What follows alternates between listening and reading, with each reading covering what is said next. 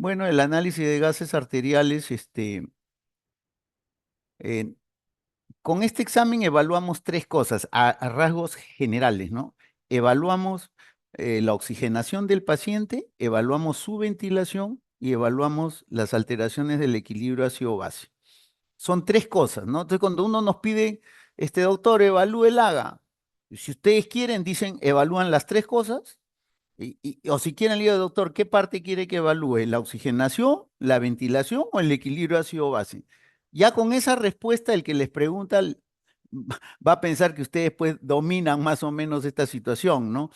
Entonces, en la oxigenación vamos a manejar cuatro parámetros: la presión arterial de oxígeno, la saturación de oxígeno, el PAFI y la gradiente alveolo arterial de oxígeno. Para cada uno de estos ítems hay valores normales, ¿no? Valores, los rangos de normalidad, y les voy a decir qué miden estas cosas, para qué son útiles, ¿no? Pero estas cuatro cosas se evalúan cuando uno quiere determinar cuál es el estado oxigenatorio de un paciente. El estado ventilatorio se evalúa solo la presión arterial de CO2 y se correlaciona con el patrón ventilatorio del paciente. Por ejemplo, ¿no? Por ejemplo, si el paciente está en una taquimia de 28 respiraciones por minuto, ¿no? Entonces, el CO2 probablemente va a caer porque como está respirando más veces por minuto, elimina más CO2. El CO2 de repente está cerca a 30, 28. Entonces, uno cómo evalúa eso, uno dice, doctor, la presión arterial del CO2 ha bajado a 28 y eso se debe a que el paciente tiene un patrón ventilatorio de taquimia y está barriendo el CO2. Así, a eso se refiere evaluar la ventilación con este AGA, ¿no? Con este examen, ¿no?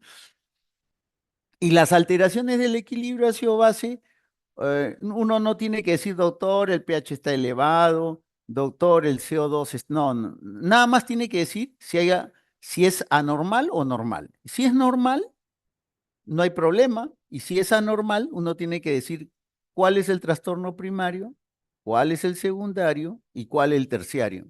Nada más no tiene que decir este bajó, este subió, no, se supone que eso más o menos se sabe, ¿no? Entonces, esto es lo que evalúa el AGA, todo este tipo de...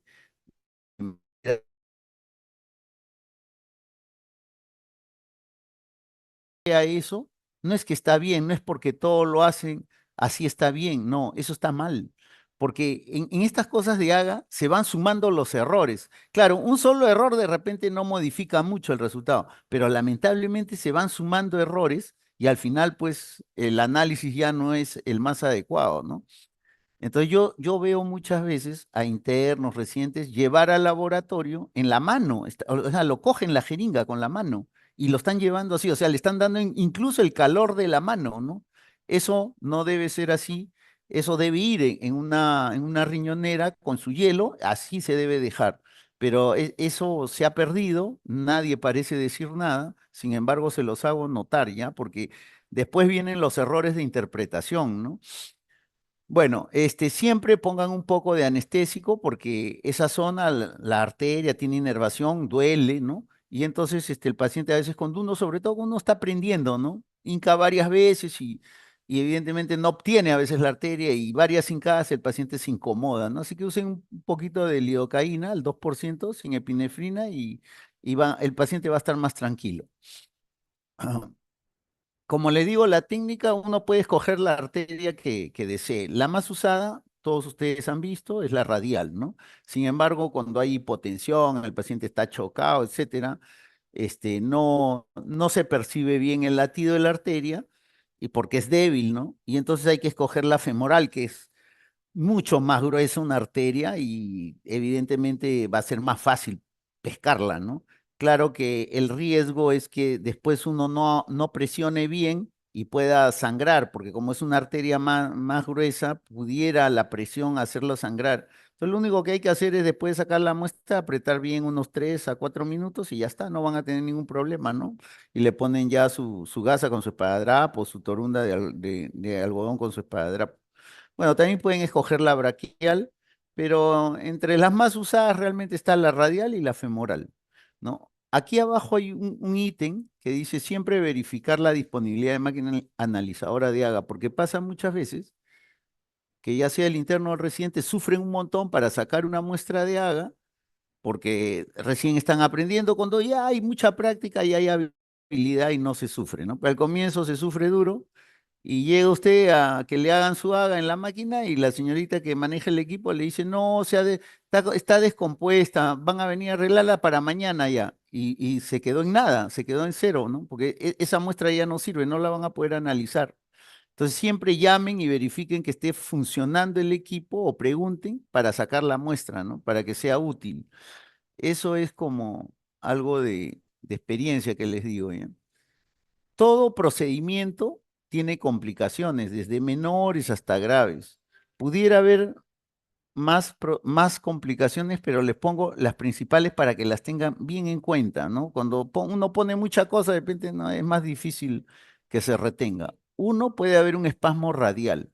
Si un espasmo radial, ¿por qué? Porque se pincha varias veces la arteria, a veces se le da en el costado, no se le da en el centro y no sale la muestra y se le está dando por el costado y la arteria por un momento se contrae, un espasmo. Claro, eso duele un poquito, pero el problema es que al tener el espasmo en la arteria no llega sangre a los dedos de la mano, si es que están en la radial. Y entonces estos poco a poco se pueden volver cianóticos, ¿no? Porque no le está llegando espasmo. Claro, caliente, algo así rápido, el espasmo puede remitir, pero pueden pasar un mal momento, un mal rato, ¿no? Entonces, eso ténganlo en cuenta. Puede haber hematomas. Todo, generalmente estas complicaciones al comienzo, cuando uno recién está aprendiendo, ¿no? Y siempre que alguien los dirija, que alguien solos no se pongan a hacer, porque pueden tener complicaciones y no saben resolver las complicaciones porque recién están aprendiendo. Entonces, los hematomas pueden ser de diferente grado hasta pequeños o importantes, ¿no? Esto de acá se da, lo he visto con alguna frecuencia, el desprendimiento de placas de arteriosclerosis. O sea, cuando están pinchando arterias, sobre todo de personas de edad, los viejitos, a veces se dan, no dan, dan en el costado. Y lo que sucede es que hacen desprender placas de arteriosclerosis, ¿no? Y esa plaquita, ese desprendimiento de ese pequeño grumito viaja y se puede atorar en el pulmón, pueden tener un TEP, pueden tener, bueno, mil problemas de obstrucción, de falta de irrigación, porque se atora en una arteria pequeña y les va a dar problemas, ¿no? Así que tengan cuidado con eso. Y evidentemente la infección quizás es una de las cosas que también uno puede prever que se espera cuando no se tiene buena limpieza de la zona. Siempre limpien bien la zona y siempre usen alcohol yodado. Alcohol solo no es suficiente, tiene que ser alcohol yodado, ¿ya? Entonces, bueno, esas son probablemente las principales, ¿no? En cuanto al oxígeno, los parámetros que hemos dicho, los vamos a evaluar. Acá ven en varios momentos, ven saturación, ven presión arterial de oxígeno. Para que lo recuerden, la saturación de oxígeno, la saturación arterial de oxígeno, mide el oxígeno unido a la hemoglobina y la presión arterial de oxígeno mide el oxígeno disuelto, libre en sangre. Solo hay dos formas de que el oxígeno libre. ¿Cuál es la más importante? La que está unida a la hemoglobina. ¿Por qué? Por cantidad, ¿no? Este, es como que si ustedes están caminando y ven un virus y les anticipe, ¿no? Y se lo agarran. Pero si ven una moneda de 10 céntimos, de repente lo patean porque le está estorbando, no sé, ¿no? Entonces la cantidad es importante.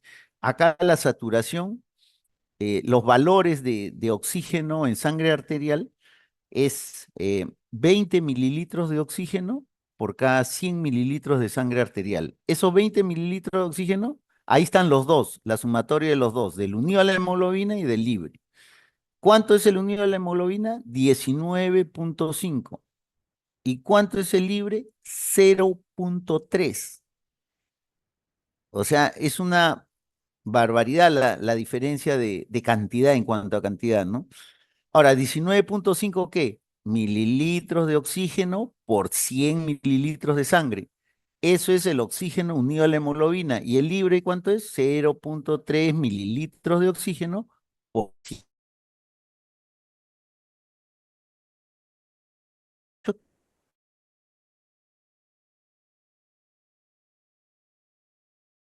Y esta relación, ¿quién nos la da? ¿Cómo se obtiene esto que lo de acá equivale a estos valores de acá? ¿Quién?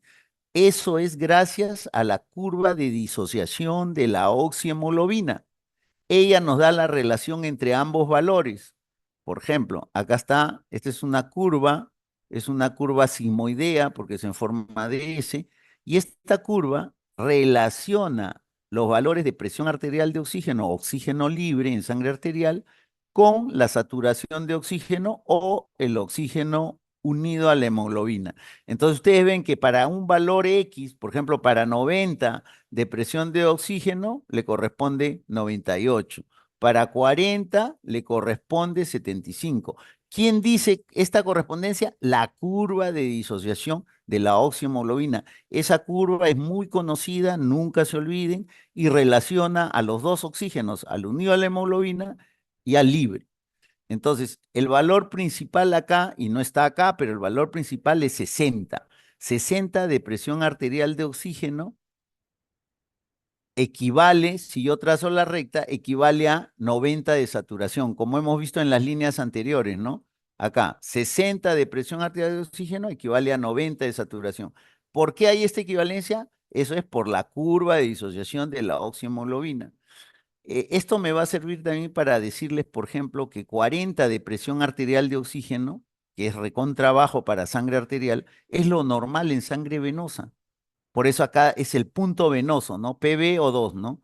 Lo normal en la sangre venosa es 40, en sangre arterial 100. Entonces, esa sangre venosa que va a entrar a los pulmones para ser oxigenada, entra como sangre entre comillas sucia, ¿no? O sea, con bajo PO2. ¿Cuánto? Con el de presión venosa de una vena, con 40. Y cuando sale de los pulmones, sale con una presión arterial de 100, normal, ¿no? De 100.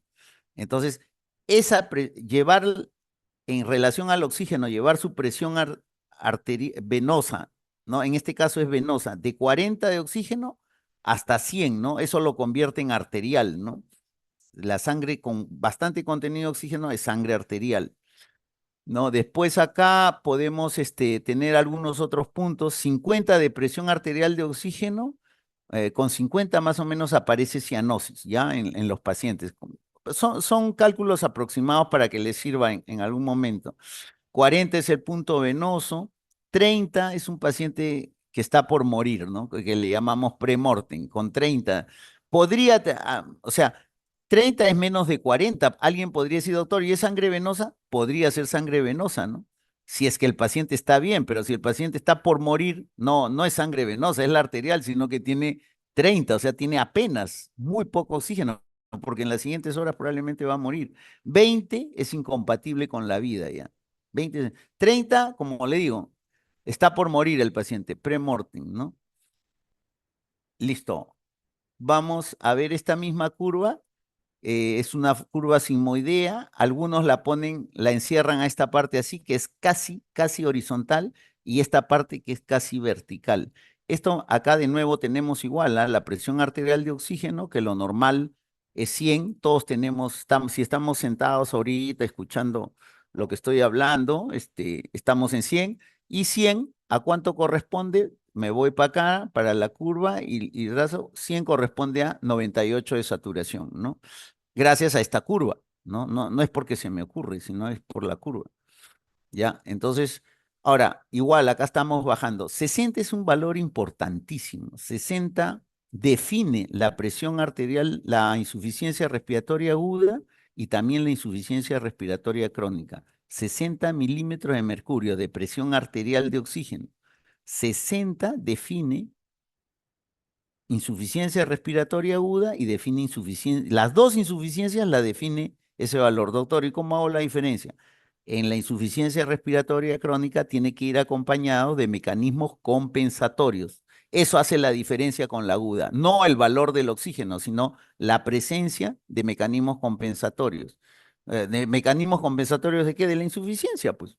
O sea, poliglobulia, aumento de 2,3-difosfoglicerato, aumento del bicarbonato, si hay acidosis respiratoria, en fin, hay como 5 o 6. Para su nivel, con 4, apréndanse 4 mecanismos compensatorios y eso está bien. Ya cuando lleven recientado de pacientes CRIT, si hacen un UCI, emergencia, neumo, cardio, van a aprender un par más de mecanismos compensatorios. Ya, entonces ese valor de 60, también en las últimas consideraciones 60 también define hipoxemia, ¿no? En algunos textos dicen 80, pero en otros ya están diciendo, lo están llevando todo a 60. ¿Y a cuánto de saturación equivale 60? A 90, no se olviden. O sea, con un método no invasivo de saturación con un oxímetro de pulso en el dedo, yo puedo saber si el paciente está o no en insuficiencia respiratoria. ¿Y cómo? Si satura menos de 90, porque 90 corresponde a 60 pues de presión, gracias a la curva que tenemos, ¿no? Entonces 60 corresponde a 90 de saturación. Menos de 90, insuficiencia respiratoria, con un método no invasivo, ¿no? Ahora, si ya yo quiero evaluar el CO2, sí voy a tener que sacar AGA, porque hay algunos métodos, no la capnografía, eso, pero bueno, te dan a veces rangos, no te dan valores así puntuales, precisos, exactos, ¿no? Este rango de 10 en 10, rango de 5 en 5, o aparece una curva que más o menos te indica el CO2 cómo está, ¿no? Pero bueno, ese es tema aparte. Entonces, ¿por qué ahora quiero explicarles por qué 60 es importantísimo para todo esto, ¿no? Define tantas cosas importantes, porque en la medida en que uno va bajando su presión arterial, vamos a suponer que la presión arterial de oxígeno está en 100, normal, a cualquiera de nosotros y nos comienza a dar una neumonía que poco a poco con los días se va extendiendo. Entonces, primero compromete un segmento, después un lóbulo, qué sé yo, ¿no? Se va extendiendo. Entonces, la presión arterial de oxígeno va a ir bajando a 90, a 80, a 70 y llega a 60, ¿no? Y menos de 60 ya es insuficiencia respiratoria.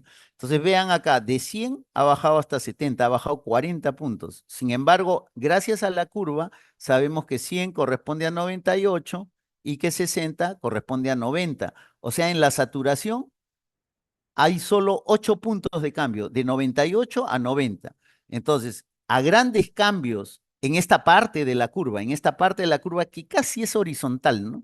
En esta parte de la curva, a grandes cambios de la presión arterial de oxígeno, pequeños cambios en la saturación. Vuelvo a repetir, aquí varió de 100 a 60, 40 puntos, y aquí de 98 a 90, solo 8 puntos. Sin embargo, cuando baja de 90, ahí sí, a pequeños cambios acá de la presión arterial de oxígeno, va a corresponder grandes cambios en la saturación, porque la curva se hace casi vertical. Entonces, a pequeños cambios de la presión arterial de oxígeno corresponde grandes cambios en la saturación. Y como en la saturación está la mayor parte del oxígeno, uno se desespera, pues porque el paciente se va a comprometer gravemente. Ya les he dicho que la mayor cantidad de oxígeno está en la saturación. Entonces, por eso es que 60 define insuficiencia respiratoria aguda y crónica, porque es el punto de quiebre en donde si sigue bajando la presión arterial de oxígeno, mi oxígeno en nuestro organismo se va a venir al suelo porque se va a caer la saturación, que es donde está la mayor parte del oxígeno. Espero que me haya entendido, si no al final, si no me hacen preguntas, podría volverlo a explicar, ¿no? Pero tienen que saber no solo qué es 60, sino por qué. Bueno, veamos alguna otra cosa. Esto es la gradiente, ¿no? Antes nos enseñaban, calculábamos esta gradiente con esta fórmula, pero ahora en todas las tiras de gases arteriales ya viene la gradiente ya. La gradiente alveolar arterial de oxígeno, cuyo valor normal es hasta 20. Pacientes muy comprometidos tienen 50, 60 de gradiente, ¿no? Elevadas. A 80 puede llegar, ¿no? Y evidentemente también la gradiente va a variar un poco con los años, ya que hay una formulita para ver esto de los años, ¿no? Eso es, como les digo, en algunas situaciones que se necesita fineza, ¿no? Pero en general no estamos sacando la fórmula ni calculando, ¿no? Eso es en determinados casos, ¿no? Listo. Ahora, el PAFI. ¿Qué cosa es el PAFI? Es la división que hay entre la presión arterial de oxígeno y el FiO2. ¿El FiO2 qué es? La fracción inspirada de oxígeno. O sea, la fracción, cuánto de oxígeno tiene el aire que nosotros respiramos, ¿no? Y sabemos que es 21%. O sea, 21% de lo que respiramos es oxígeno, el resto es nitrógeno, menos 1% de gases raros. Entonces, la presión de arterial de oxígeno normalmente es 100. El FiO2 normal es 0,21. Cuando en algún problema de haga algo le pongan paciente respira aire ambiental, ya no le van a poner FiO2, ya, porque usted ya sabe que si respira aire ambiental y evidentemente está en la costa, eso es 0,21. Diferente es que esté a 4.000 metros de altura, no va a ser 0,21. pero normalmente en la mayoría de exámenes eso se pone pacientes en la costa, ¿no? Que son de, no, no le van a poner pues trucos de que están en 4.000 metros de altura, ni mucho menos. Entonces, valor normal de la presión arterial de oxígeno 100 y 0,21 del FiO2. La división de esto, ¿cuánto da? 500, ¿no? 100 entre 0,2 y obviamos el 1, 100 entre 0,2 es 500, ¿no? Entonces, 500 es el valor normal, máximo, ¿no? Ideal que podemos tener. Sin embargo, cuando empieza una enfermedad y está avanzando, este 500 va bajando. 400, 300, 200. Entonces, en 300 antes se decía que era LI, pero ahora ya se dice que es un distrés respiratorio leve, un distrés respiratorio agudo leve, ¿no? ALI. ALI era injuria pulmonar aguda, ¿no? Entonces, menos de 300, peligroso, ¿no? Ya si baja inclusive menos de 200, ya es un distrés marcado, planteado, entre comillas, puede decir grave ya, ¿no? El leve es 300, ¿no? Entonces, ahora, ¿por qué cuando baja, va bajando el paciente? Porque miren, si el paciente va bajando, va empeorando, obviamente su presión arterial de oxígeno tiene que ir bajando, ¿no? Y si baja el numerador, va a bajar la relación. Y si el paciente va empeorando, cada vez yo le voy a tener que poner más oxígeno. O sea, en el denominador voy a poner 0,3, 0,4, 0. Entonces, si sube el denominador, la relación también baja. En ambos casos, cuando el paciente está mal, va a bajar la presión arterial de O2 y va a subir el aporte, pero en el denominador, lo cual resulta que en ambos casos la relación va a bajar a 400, va a ir bajando en la medida que el paciente empeore, ¿no? Entonces, este es el PAF y nos sirve de tener esta referencia, es muy útil, ¿no? Para personas que tienen una enfermedad con grave compromiso del intercambio gaseoso, ¿no? Después entramos un poquito a lo de los valores y para calcular el desequilibrio ácido-base, nosotros tenemos, no, lo mínimo que nos pueden dar son tres datos, el pH, la presión arterial de CO2 y el bicarbonato.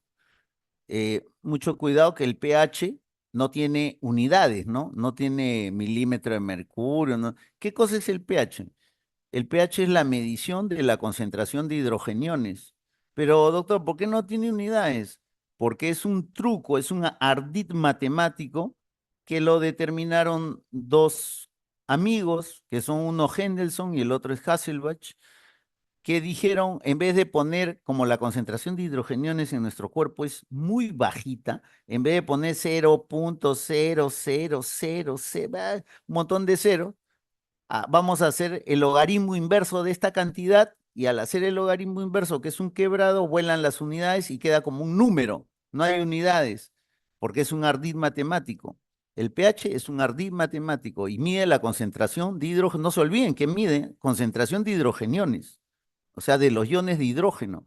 Esta concentración en el organismo tiene que manejarse en rangos muy estrechos, porque ya sea que suba o baje el pH mucho, eso el paciente corre el riesgo de morir. Doctor, ¿y por qué el pH, por qué es tan importante? Tres cosas para que se acuerden. ¿Por qué corre el riesgo de morir? Porque el pH determina las alteraciones de los electrolitos en el músculo miocárdico, o sea, en cada célula del miocardio va a determinar cómo está la concentración de iones y de eso va a depender la contractura muscular del miocardio. Entonces, imagínense que un pH alterado se altera una fibrilación ventricular, pues se muere, ¿no?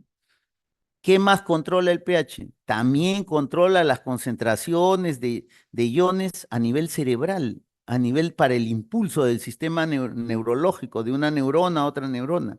Imagínense si eso falla, el paciente altera, tiene lesión a nivel cerebral, se puede morir. Y también tiene que ver el pH y mucho con la concentración de hormonas. Las hormonas son proteínas, diferentes proteínas. Por ejemplo, voy a coger una, la hormona tiroidea. Si el pH se altera, se va a alterar la hormona tiroidea. El paciente puede hacer una crisis tirotóxica, por ejemplo. No sé si en la emergencia ustedes recién están llevando, pero una crisis tirotóxica, el paciente viene sudando con una taquicardia brutal, puede morir si es que no encuentra un hospital. Entonces, las alteraciones del pH pueden matar a una persona, porque este pH está involucrado en funciones muy vitales, ¿no? De mantener vida, ¿no? Muy vitales. Y no se olviden que es la concentración de iones hidrógeno, ¿no? Que eso es lo que siempre a veces se olvida. Bueno, también nos tienen que dar el pH, nos tienen que dar la presión arterial de CO2, que va, acuérdense, en milímetros de mercurio. Muchas veces nosotros ya no decimos presión de CO2, ni siquiera arterial decimos, oye, ¿cómo está el CO2? Ni siquiera presión, el CO2 decimos, ¿cómo está el CO2? Y ni siquiera decimos unidades, pero acuérdense, las unidades son en milímetro de mercurio y el bicarbonato está en qué unidades? En milimol por litro. Entonces, aquí tenemos, estos son los tres principales. ¿Me pueden rellenar con otros datos más? No me interesa, eso no me sirve para hacer los cálculos, ¿no? Está bien, si me dan, vean, me dan más información, pero esto es lo fundamental. Si falta uno, no puedo determinar uno de los tres. Si faltara uno de los tres, no puedo determinar el trastorno del equilibrio ácido-base. Entonces, considerando el pH, que es lo normal, de 7,4 más menos 4. El 4 es un número que acá en equilibrio ácido-base se repite, ¿no? 7,4 más, o sea, ¿qué quiere decir? Que va de 7,36 a 7,44, ¿no? Se dice que hay acidosis, ¿cuándo? Cuando el pH está menos de 7,36 y se dice que hay alcalosis cuando el pH está más de 7,44, porque ya dijimos que el rango son estos, ¿no? El CO2 también es igual. Rango 40, más menos 4, o sea, va de 36 a 44. O sea, el 4 sigue estando ahí, el 4. ¿Cuándo se dice que hay acidosis cuando se habla del CO2? Cuando aumenta el CO2, cuando está más de 44. ¿Y cuándo se dice que hay alcalosis? Cuando baja, o sea, cuando está menos de 36. El bicarbonato varía de 22 a 26, valor medio 24, de nuevo el 4, ¿no? 24, pero aquí ya no es más menos 4, sino es más menos 2, o sea, va de 22 a 26. Y aquí, a diferencia de lo que sucede con el CO2, cuando el CO2 sube, se dice que hay acidosis, ¿no? Acidosis por el CO2, o sea, acidosis respiratoria. En cambio, cuando el bicarbonato sube, se dice que hay alcalosis metabólica. Y cuando el bicarbonato baja, se dice que hay alcalosis metabólica. Es lo inverso del CO2. ¿Ya? Es lo inverso del CO2. Bicarbonato debajo de valores normales es acidosis y por encima de valores normales es alcalosis. Eso para introducirnos en el tema, ¿no? Acá está lo que le decía, ¿no? La concentración de hidrogeniones es un montón. Entonces, el pH, pues, es un ardid matemático y tiene que ver, pues, con esto, ¿no? Con la, el, el, el calcular el logaritmo inverso de este número, ¿no? Y entonces es una operación matemática que nos deja sin unidades, ¿no? Y acá está lo que les estaba diciendo, por qué es importante el pH, ¿no? Que podemos morir, etcétera, etcétera, ¿no? Entonces sigamos para no hacerla larga. Si es tan importante el pH, quiere decir que nuestro organismo debe tener controles, ¿no? Controles muy finos para que si sube ahí mismo regularlo, si baja ahí mismo controlarlo. Y exactamente, hay niveles de control. El primer nivel de control cuando se altera el pH, ¿cuál es? El primer nivel de control cuando se altera el pH, ¿cuál es? Acá. Acá están los buffers, acá dicen los buffers. Los buffers son Ah, la mayoría son proteínas, ¿no? Hay fosfatos también, pero la mayoría son proteínas que están circulando constantemente en la sangre y que van a corregir en forma casi inmediata elevaciones bruscas del pH o disminuciones, ¿no? Elevaciones o disminuciones bruscas del pH. Y a veces puede ser súbito, pues, por ejemplo, te atropella un carro y súbitamente sangras, todo se altera en forma súbita, ¿no? Todo es un loquerío en el organismo, ¿no? No solo es la pérdida de sangre, ¿no? Y entonces ahí están los buffers para actuar de inmediato, ¿no? De inmediato. Pero a veces eso no es suficiente. Y a veces tiene que actuar, ayudarlo a los buffers, otro mecanismo. ¿Qué es ese otro mecanismo que es? Los pulmones. Los pulmones entran a tallar para algunos a los 3 minutos, a otros hasta 5, pero por ahí está, entre 3 y 5 minutos, ahí entran a tallar. ¿Y qué hacen? O aumentan la frecuencia respiratoria, ¿no? O disminuyen su frecuencia respiratoria, ¿no? O sea, o hay taquimia o hay bradimia. Y con eso regulan el CO2, o sea, el pH, ¿no? Porque al tener taquimia, bota CO2 y al tener bradypnea retiene CO2 de acuerdo a lo que uno necesite, pues, ¿no? Para equilibrar el pH. Y ya tardíamente, a partir de las 48 horas, comienza a actuar el riñón que sella el problema. Si bien es cierto, actúa al final, pero es el que sella el problema, porque los otros dos están tratando de corregir, pero no es una corrección sólida, no es una corrección, puede haber desarreglos en pocos minutos, horas. En cambio, ya cuando entra a tallar el riñón, ya ahí sí la eliminación de los ácidos por el riñón es ya una cosa más, entre comillas, perfecta, ¿no? Una cosa que nos da ya más seguridad, pero demora, dependiendo los textos, de 48 a 72 horas, ¿no? Entonces, esos son los tiempos más o menos. Acá tienen, esta es la diapositiva anterior, entonces tienen como el pulmón, qué es lo que hace el pulmón, y cómo el riñón a través del bicarbonato y el pulmón a través del CO2 regulan en diferentes tiempos al desequilibrio ácido-base, ¿no? Lo pueden regular, ¿no?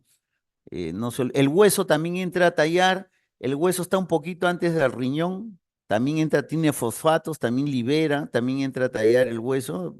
No en todos los textos está, por eso yo siempre le digo que ustedes deben aprender lo básico, ¿no? De ahí ya con los siguientes años van aprendiendo el resto de cosas, pero para empezar su carrera, lo básico, ¿no? Bien aprendido, no hay problema, no hay, no, querer aprenderse al comienzo cosas tan como una última enzima, última proteína, es perder el tiempo. Eso ya después, cuando sean especialistas o cuando sean subespecialistas, ahí aprenden eso.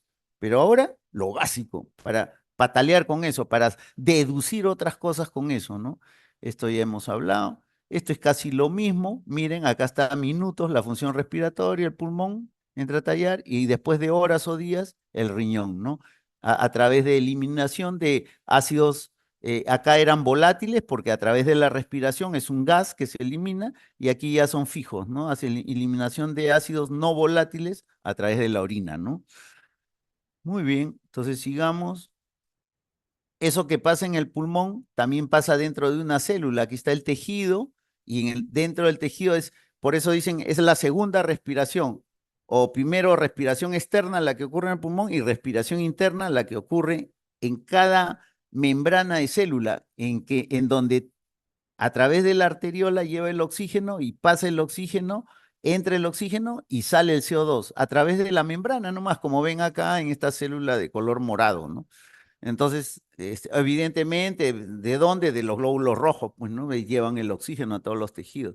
Pero acuérdense, esto le llaman o respiración secundaria o respiración interna, ¿no? A ese transporte, a ese intercambio de oxígeno CO2, pero ya en los tejidos, en el nivel tisular. ¿Y cómo llega ahí? A través de los capilares delgaditos, a través de los glóbulos rojos, dentro de la hemoglobina, ¿no? Dentro del glóbulo rojo está la hemoglobina que transporta el oxígeno y también se une al CO2, ¿no? Para eliminarlo, ¿no? Bien, sigamos. A ver, vamos a ver. Esto es casi lo mismo. Las proteínas son los buffers, los que primero entran a tallar y después ya saben ustedes lo del pulmón y lo del riñón.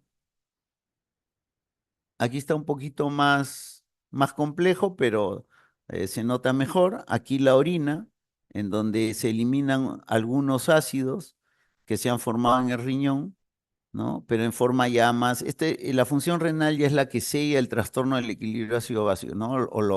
O lo trata de regular, siempre y cuando el organismo lo pueda hacer, ¿no? Porque si está en una pendiente de empeoramiento, si el paciente empeora de una infección, empeora de un tromboembolismo, lo que pudiese, esto no va a ser suficiente, ¿no? El paciente siempre va a estar con problemas del pH, ¿no? Y con riesgo a morir, porque graves variaciones del pH, el riesgo de muerte es alto, ¿no? No vamos a esperar que llegue a esas situaciones tampoco, ¿no? Entonces, cuando ya vamos a evaluar una tira de gases arteriales, más o menos sabiendo ya un esquema de qué es lo que estamos haciendo, porque muchas veces aprendemos cosas y no sabemos ni para qué ni por qué, ¿no? Entonces, no se olviden, el AGA evalúa tres cosas: el estado oxigenatorio del paciente, el estado ventilatorio del paciente y el equilibrio ácido-base. Vamos ahora al equilibrio ácido-base. Entonces, para el equilibrio ácido-base, primero tenemos que determinar si hay trastorno primario o no lo hay, pues si no lo hay es que es normal, ¿no? Entonces, si hay, para trastorno primario es huevo, es de contra fácil, ¿no? Hay una regla que dice que si el pH y el CO2 varían en direcciones opuestas, el trastorno primario es respiratorio. ¿Y qué respiratorio se da? Acidosis, alcalosis. Eso voy a ver el CO2 en mi tira si está elevado o si está disminuido. Si está elevado será acidosis respiratoria y si está disminuido será alcalosis respiratoria. O sea, el primer paso es recontra huevo.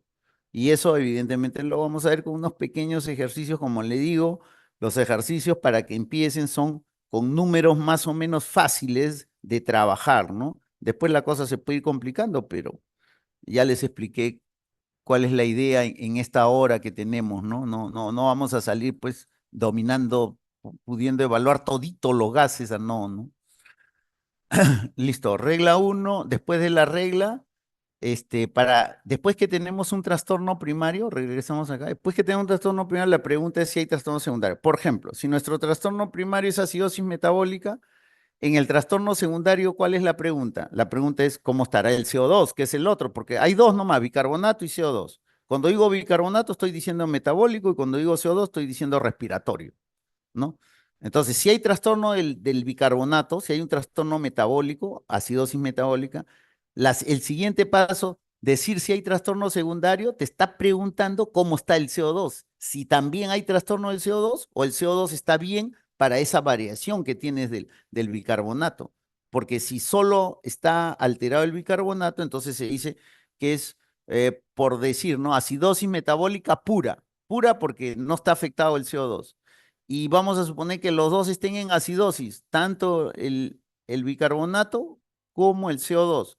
Para que el bicarbonato esté en acidosis baja, para que el CO2 esté en acidosis tiene que subir, son inversas, ya les he dicho. Entonces, si los dos están en acidosis, ¿cómo se dice? Acidosis mixta. Como le digo, si hay un solo trastorno, ustedes le ponen la palabra puro, ya sea alcalosis, acidosis pura.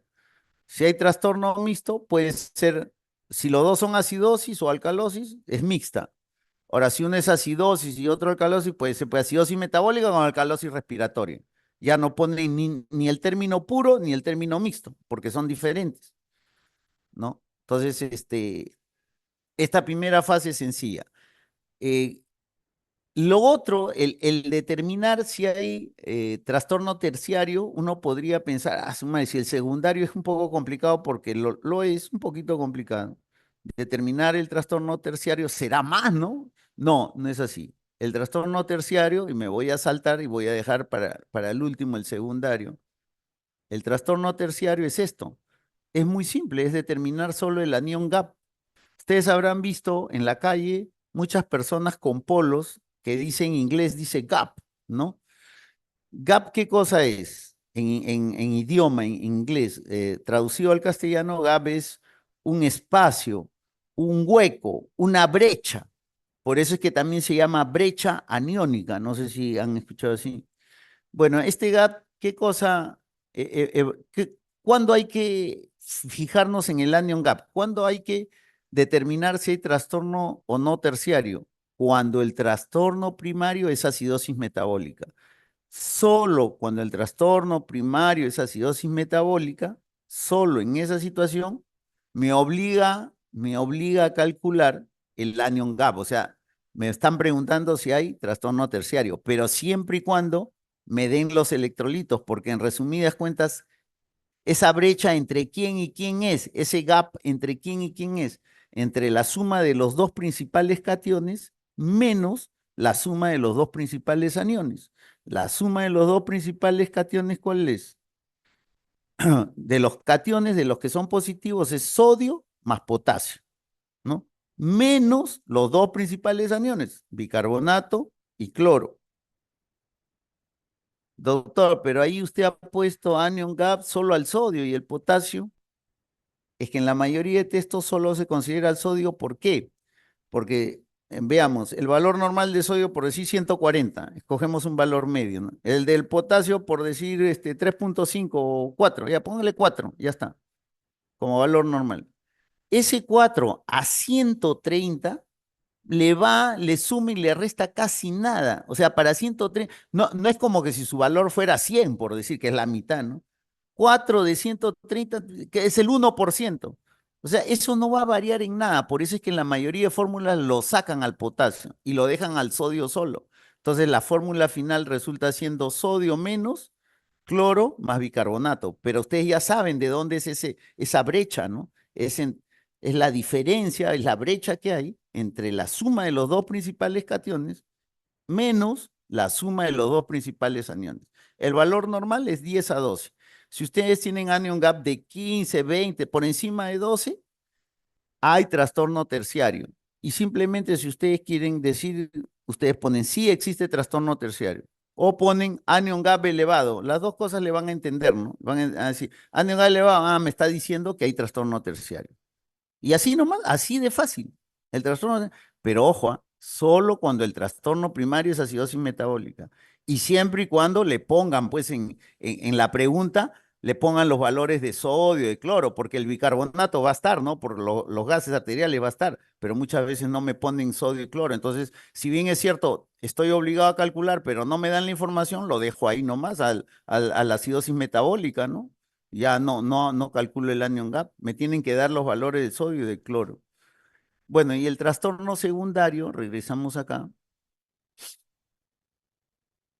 Si el trastorno primario, por decir, es metabólico, cuando me preguntan sobre el secundario, me están preguntando si también hay trastorno respiratorio, o sea, por el CO2, ¿no? Y si el trastorno primario es respiratorio, me están preguntando si hay trastorno metabólico, o sea, si el otro cómo está. Ese es el trastorno secundario. Si está normal, está elevado, está bajo, eso me están preguntando.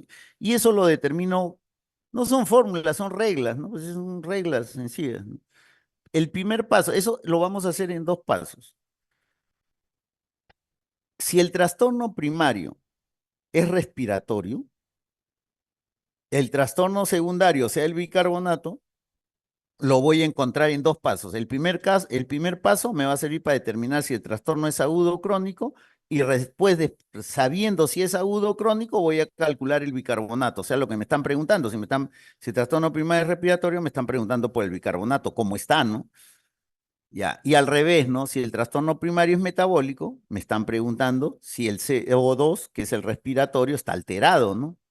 Entonces, cuando el trastorno primario es respiratorio, encontrar el metabólico es un poco más complicado. Es en dos pasos para encontrar cómo está el CO2, ¿no? Porque el trastorno primario es metabólico, ya sabemos, ahora me están preguntando por el CO2, o por el trastorno respiratorio. Entonces, primero determinamos si la lesión es aguda o crónica. Es agudo si por cada 10 elevación del CO2 el pH baja en 0,08. O viceversa, ¿no? Si por cada disminución del CO2 el pH sube en 0,08. Y es crónico si estos cambios por cada 10 alteraciones del CO2 el pH varía en 0,03, ¿no? Entonces siempre me preguntan, doctor, pero me confundo, a veces le pongo el 0,08 al crónica. Acuérdense bien fáciles, todo lo agudo altera más. O sea, el 0,08, que es un valor mayor, ese es agudo. Y todo lo crónico altera menos porque le da pie al organismo a que se adapte a esos valores, ¿no? Así que el 0,03 siempre va a corresponder a un crónico, ¿no? Pero tiene que tener esta relación, ¿no? Agudo, miren la relación, por cada 10 de elevación del CO2, el pH baja en 0,08. Y crónico, por cada 10 de elevación del CO2, el pH baja en 0,03. Y después de eso, recién voy a hallar el bicarbonato, porque lo que me están, y acá está el bicarbonato, lo que me están preguntando es por el bicarbonato. Entonces, sabiendo que es agudo o crónico, me voy a esta tabla, ¿no? Para determinar el bicarbonato. Lo vamos a hacer con unos ejemplos, ¿no? Pero miren, por ejemplo, la variación de acá del bicarbonato, ¿no? Va como en una secuencia. Si ustedes ponen al agudo primero y como elevación del CO2 primero y después la disminución, entonces acá es 1 2, acá es 2 3, acá es 3 4 y acá al final nomás varía el rango 5 a 6. Pero acá en estos va a corresponder como que si fuera algo seriado, ¿no?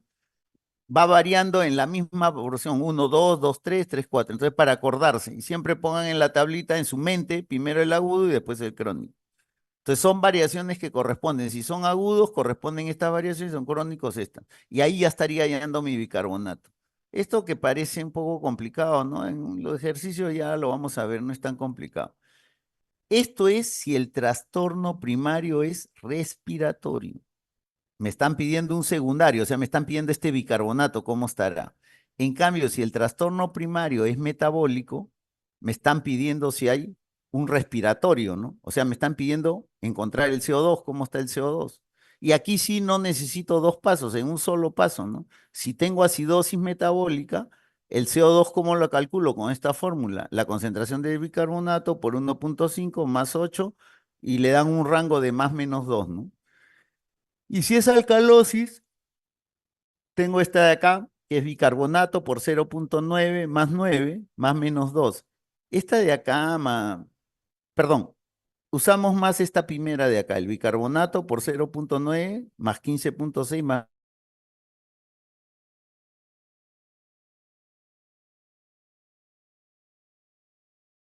Sugiero, en todas las listas siempre ponen las primeras dos o tres son, que son la mayoría de casos, ¿no?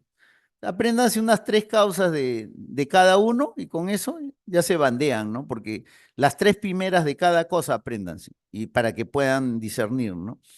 Y después ya el resto lo buscan, pues no voy a pretender que se van a acordar de las 15 o 20 causas de cada uno de ellos, eso lo podrán tener en su celular, ¿no? Como una cosa que lo puedan revisar, pero en su mente los tres primeros de cada cosa, de acidosis metabólica, acidosis respiratoria, calosis metabólica, calosis respiratoria. Listo. Después, aquí hay así otras causas, eso de los textos, igual, causas en este caso, alcalosis respiratoria, ¿no? Y bueno, aquí hay un primer ejemplo como para practicar, y ya me cansé de hablar, a ver si comienzan a practicar ustedes. Aquí hay valores, ¿no? Les dan el pH 7,32, el CO2 en 30, el bicarbonato en 18, le dan un sodio y le dan un cloro, ¿no? Entonces, a ver, con lo poco que les he dicho, a ver, intenten resolver eso. Yo voy a traer un lapicero para irlos haciendo con ustedes. A ver, voy a buscar una hojita.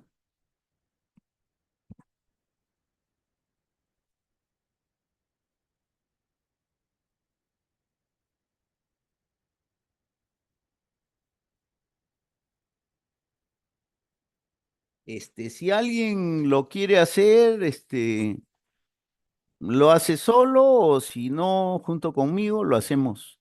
Miren, ¿cuál era la primera regla? Y nos ponen esto, ¿no? ¿Cuál era la primera regla para trastorno primario? Dicen, si el pH y el CO2 varían en la misma dirección, o sea, la misma dirección, o sea, ya sea que los dos bajen o que los dos suban, ¿no? En dirección opuesta es que uno baja, el otro sube, ¿no? Esa es la dirección. Acá el pH normal, el valor central es 7,4 y aquí está en 7,32, ha bajado. El CO2, el valor normal es 40. Está en 30, ha bajado. Los dos han bajado, han variado en la misma dirección. Por lo tanto, el trastorno es, si varían en la misma dirección, el trastorno primario es metabólico. ¿Qué metabólico es? Voy a ver mi bicarbonato y lo comparo con el valor normal que me dan en los libros, ¿no? Entonces, mi bicarbonato, ¿por qué voy a ver bicarbonato? Porque ya determiné pues que el trastorno primario es metabólico. Ahora quiero saber si es acidosis o alcalosis. Y para eso voy a ver mi bicarbonato y lo comparo con el valor normal del libro. Mi bicarbonato está en 18, el valor normal es 24 más menos 2. Está bajo, ¿no? Está disminuido. Por lo tanto, lo metabólico que es una acidosis metabólica. Trastorno primario, huevo. ¿Quieren que repita o han entendido? ¿Alguien quiere que repita? Doctor, disculpe, en Sí. ese caso el pH como está disminuido y el CO2 está disminuido en la misma dirección, ¿no sería una acidosis respiratoria No, antes que metabólica? no. Les estoy dando las reglas, pues. Las reglas son así. Si varían en la misma dirección, es metabólico. Así ve, a ver. Vamos a repetir la diapositiva de arriba, ¿ya? Vamos a ver, a ver, a ver. Acá, ¿qué dice? pH y CO2. Si varían en direcciones opuestas, el trastorno primario es respiratorio. De lo contrario, o sea, si varían en la misma dirección, será el trastorno metabólico. ¿Ok? ¿Está claro? Aquí han variado en la misma dirección, por lo tanto el trastorno es metabólico. ¿Está claro ahora sí o no? Aquí los dos han Doctor. bajado. entonces el trastorno es metabólico. Me falta ponerle qué cosa es, acidosis o alcalosis. Entonces comparo mi valor que me dan de bicarbonato con el valor del libro y yo veo que el bicarbonato está disminuido. Por lo tanto, si el bicarbonato está disminuido es una acidosis metabólica. ¿Está claro? Si no, vuelvo a repetir, no tengo problema. Si está claro, listo. Sí, Ya, doctor. de ahí voy a encontrar el secundario. O sea, no hagan cálculos así de memoria, pues, o sea, cada cálculo dice qué está buscando usted, qué busca con la fórmula, con la regla, ¿no? Entonces yo ya tengo un trastorno metabólico. ¿Qué me falta ahora? Averiguar si hay un respiratorio. Esa es la pregunta. Cuando le dicen, en este caso, calcule el trastorno secundario. Como el primario es metabólico, te están preguntando por el secundario, por el otro. Calcula el CO2, ¿cómo está el CO2? Y entonces ahí yo dije que cuando el trastorno primario era metabólico era fácil porque con una sola regla se resolvía el asunto, ¿no? Y entonces acá yo le puse una regla que está acá. Si hay acidosis metabólica, el CO2, porque me están preguntando por eso, por el respiratorio, lo voy a calcular, mi CO2 normal lo voy a calcular con esta fórmula. Bicarbonato por 1,5 más 8 más menos 2. Ese va a ser mi valor normal de CO2, ¿no? Ahora van a ver cómo yo juego con eso, ¿no? Entonces acá está el ejemplo que hemos puesto. Entonces la fórmula dice que para encontrar el CO2 adecuado para este normal, yo tengo que decir que el bicarbonato por 1,5, o sea, 18 más 9, 27. Ese es bicarbonato más 8, más 8. 27 más 8 es 35. Y después dice más menos 2, más menos 2. Estoy en esta fórmula de acá, a ver, chicos, acá está. El bicarbonato, la regla dice, si hay acidosis, el secundario, que es el respiratorio, acidosis metabólica es el primario, el secundario respiratorio voy a calcular con esta fórmula. Bicarbonato es 18 por 1,5. 18 por 1,5 es 18 y 9, 27. Más 8, ahí está la fórmula más 8, sale 35. A eso le doy un rango de más menos 2. O sea, el CO2 normal para este trastorno primario va desde 33 hasta 37, porque es 35 más menos 2. Ese es el normal. Quiere decir que si mi CO2 en la tira está dentro de 33 y 37, en ese rango de 33 a 37, solo habría un trastorno puro, una acidosis metabólica pura. Pero si el CO2 no está más bajo o más alto, hay un trastorno secundario. Entonces, mi CO2 que me han dado en el ejercicio, ¿en cuánto estaba? El CO2 del ejercicio estaba acá. CO2 está en 30 y mi valor normal es de 33 a 37. O sea, está en 30, quiere decir que está bajo, más bajo de lo normal. 30, más bajo de lo normal. CO2 más bajo de lo normal, que es acidosis o alcalosis, es alcalosis. Entonces, el trastorno secundario es una alcalosis respiratoria. Tenemos una acidosis metabólica con alcalosis respiratoria. Y ahora, como nos dan los electrolitos, todo eso, tenemos que calcular el anion gap. Y el anion gap es el sodio menos la suma del cloro con el bicarbonato. El cloro más el bicarbonato son 102 más 18, 120. ¿El sodio está en cuánto? En 148. Menos 120 sale 28, elevado, ¿no? Porque el valor normal es hasta 12. Entonces, sí hay trastorno terciario. Sí hay trastorno terciario. O pueden decir, está con el anion gap elevado. Y ya están diciendo lo mismo, que hay trastorno terciario. Y solo se calcula, como en este caso, cuando el trastorno primario es acidosis metabólica. Repito, no repito. A ver, ustedes, díganme. Sí, doctor, ¿podría repetir por qué es alcalosis respiratoria, por favor? Ya. O sea, el trastorno secundario. Ella me está preguntando por el trastorno secundario, porque el primario, que es metabólico, parece que lo he entendido, ¿no?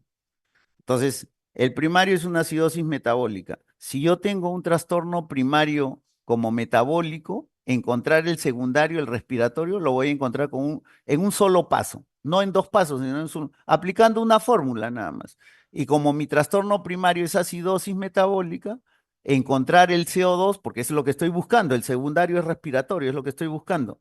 Encontrar el CO2 va a ser el bicarbonato multiplicado por 1.5 más 8 más menos 2. Mi bicarbonato que me han dado en el ejemplo es 18. Por 1.5 es 27. Más 8, 35. Más menos 2, o sea, 33 hasta 37. Ese es el CO2 normal para este trastorno primario. Aquí no es el CO2 del libro, no. Aquí es el CO2 que va a salir de esta fórmula. Entonces, mi CO2 normal para el trastorno primario va de 33 a 37. Si mi CO2 de la tira del AGA está entre 33 y 37, quiere decir que está normal y que no hay trastorno secundario. Sin embargo, mi CO2 del ejemplo es 30, ¿no? Y entonces quiere decir que está debajo de 33. Y el CO2 disminuido es alcalosis respiratoria, porque el aumentado es acidosis, ¿no es cierto? Entonces, alcalosis respiratoria. Por eso es que hay una acidosis metabólica, más una alcalosis respiratoria, más un anion GAP elevado. Si quieren, vuelvo a repetir, no hay ningún problema. La cosa es que miren, cuando tengan años manejando esto, es más o menos sencillo. Yo entiendo que por primera vez, pues, puede resultar confuso, ¿no? No sé, ¿entendieron? ¿Hacemos otro o repetimos? Vamos a Otro hacer otro. ejemplo.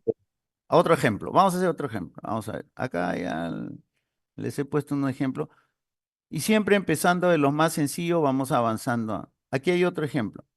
pH, ahí están los tres valores que me tienen que dar. Ojo, me pueden rellenar de otros valores, no me interesa. O sea, me pueden poner saturación, eso será para evaluar la parte oxigenatoria. Pero acá, para el equilibrio ácido-base, lo básico son el pH, el CO2 y el bicarbonato.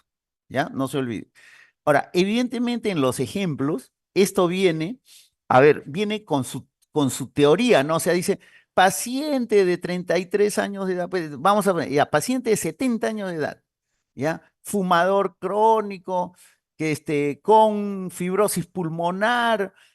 Yo les puedo poner el texto, porque aquí, por ejemplo, el CO2 está bien elevado, entonces quiere decir que está reteniendo CO2, puede ser un paciente con fibrosis pulmonar, ¿no? Entonces eso lo estoy quitando, el texto lo estoy quitando para solo hacer la práctica del ejercicio. Pero todas estas cosas van con un texto, o sea, cuando les pregunten el examen, no le voy a poner los tres valores, no, le voy a poner paciente, ha sufrido infarto, qué sé yo, ¿no? Y tiene que concordar con lo que tiene, ¿no? El paciente. Por eso, si ustedes ven números fríos, en realidad la realidad no es así. La realidad es que uno va, evalúa a un paciente y hay una historia, ¿no? Hay una historia y hay unos sagas, que es de ese paciente que corresponde a esa historia. Y yo en cualquier momento le puedo armar yo la teoría, por ejemplo, para este AGA, no hay ningún problema, ¿no?